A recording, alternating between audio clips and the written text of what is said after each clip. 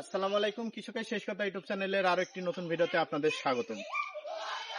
মাত্র 20 টাকা দিয়ে পেঁপে গাছ কিনেছিলাম এবং সেই এত পেঁপে হয়েছে সেই গাছে যে গাছটা কিন্তু ভেঙে গেছে। তো আপনারা যে পেঁপে গাছটি দেখতে পাচ্ছেন এই সেই গাছ, মাত্র 20 টাকা দাম ছিল এবং কতগুলো পেঁপে হয়েছে আপনারা দেখতে পারবেন। যে দেখেন, এখন এই পেঁপের কারণে কিন্তু এই গাছটি ভেঙে গেছে।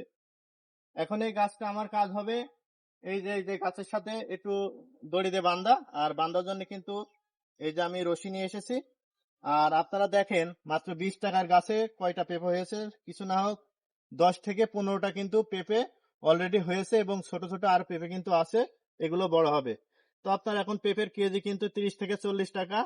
তাই দেখেন, আপনারা যদি আপনাদের বাড়ির আশেপাশে এবং আপনার ড্রাগন ভুঁইয়ের আশেপাশে যদি এই ধরনের পেঁপে লাগে তখন কিন্তু আপনারা কিনে খাওয়া লাগবে না এবং আপনার খুব ভালো একটি পুষ্টিকর খাবার কিন্তু বাড়িতে চাষ করা হয়ে যাবে। তো এখন আমি আপনার দেখাই যে কিভাবে এই পেঁপে গাছটা আমি এই এই গাছের সাথে বাঁধবো।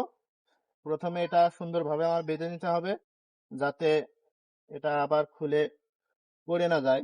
তো দেখেন, আর পেঁপে গুলো এখন তো অনেক ভারী, এখানে যদি আমি বেঁধে থুই তাহলে আশা করি আর কিন্তু পড়বে না।